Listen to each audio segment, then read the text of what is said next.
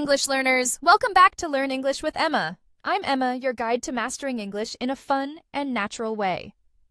Today, we're diving into an exciting topic that's going to level up your speaking skills, describing people and objects using adjectives. By the end of this video, you'll be able to paint vivid pictures with your words, whether you're talking about someone's appearance, their personality, or even the things around you. Ready to get started? Let's do this. Now, you might be wondering, Emma, what's an adjective? Great question. An adjective is a word that tells us more about a noun that's a person, place, or thing.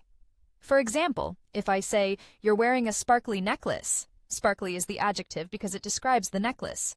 Pretty simple, right? Adjectives can describe all sorts of things: colors, sizes, shapes, feelings, and even personalities. So let's jump in and explore how to use them. Let's start with describing appearance. Imagine I'm standing in front of you. How would you describe me? Maybe you'd say, Emma, you have long hair and you're wearing a blue scarf. Awesome! Long and blue are adjectives. They tell us about the length of my hair and the color of my scarf. But here's a tip. You can make it even more interesting by adding more details. Instead of just long hair, you could say long wavy hair. Give it a try. How would you describe my outfit today? Pause the video and say it out loud. Okay, let's make it fun. Suppose I'm wearing a cozy purple sweater. You could say, Emma, you're wearing a cozy purple sweater and shiny earrings. See how those adjectives, cozy, purple, and shiny, help me picture exactly what you're talking about? Now, let's talk about height.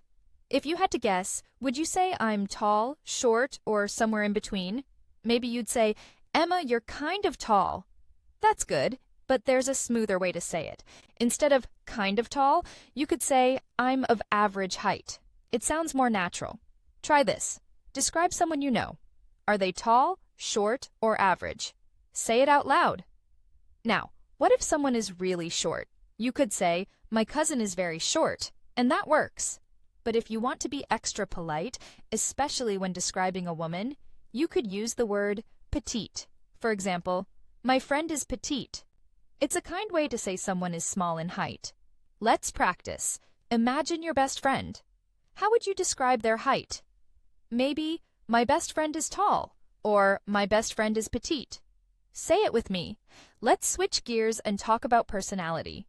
Adjectives are super helpful for describing what someone is like on the inside. For example, how would you describe someone who's always laughing and full of energy? You might say they're fun. That's a good start. But let's get more specific. A better word might be cheerful. For example, my brother is so cheerful. He's always smiling.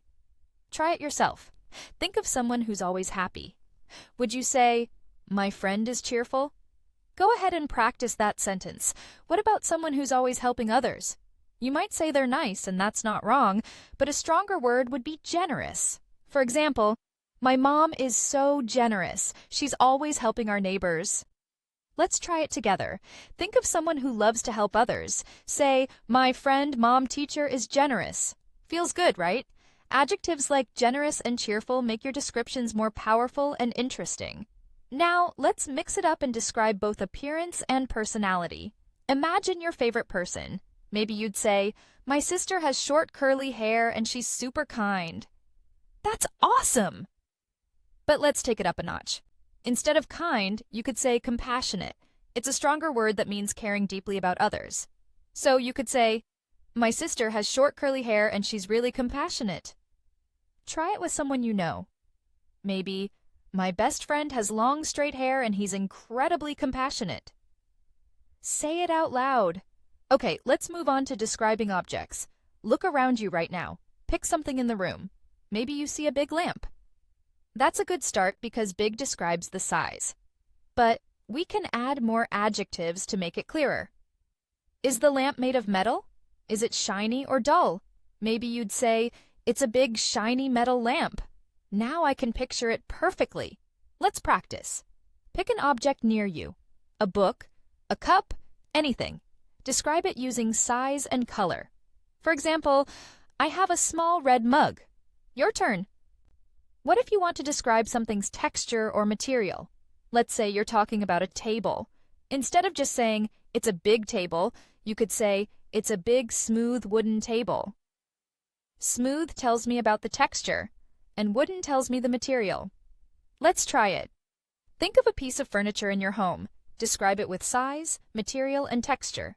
Maybe, my chair is a small soft leather chair. Say it with me. Now, let's talk about shapes. Shapes are super fun to describe because they add so much detail. Look around again. Do you see something round, square, or maybe oval? For example, I have a small round mirror on my wall.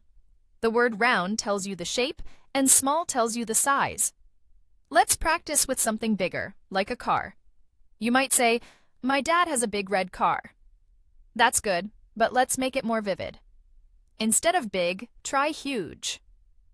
So, my dad has a huge red car. Sounds more exciting, right? Try describing a car you've seen using size and color.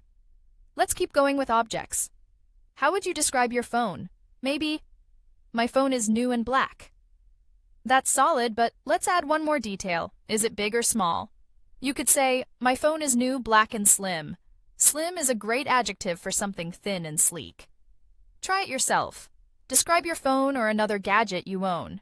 Maybe, my laptop is silver and lightweight. Say it out loud. What about describing something like a book?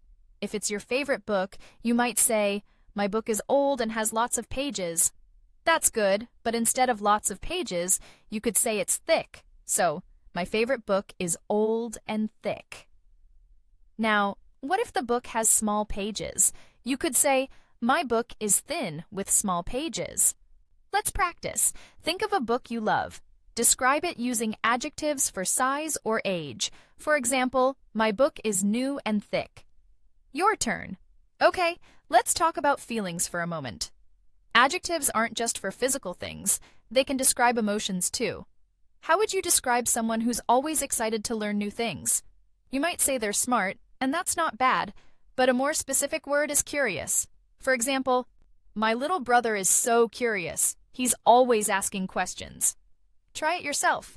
Think of someone who loves learning. Say, my friend, sister, teacher is very curious. Let's wrap up with a fun challenge. I want you to describe two things, a person and an object. For the person, use adjectives for both appearance and personality. For the object, use adjectives for size, color, and shape. Here's an example. My cousin has short blonde hair and is super generous. My favorite mug is small, blue, and round. Pause the video and try it yourself. Say it out loud or write it down.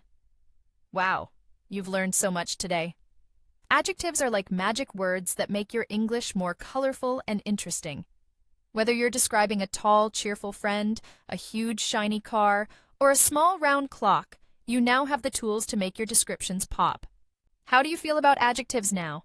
I bet you're excited to start using them everywhere. Here's a little homework to keep practicing. Every day, describe one person and one object using at least 3 adjectives each.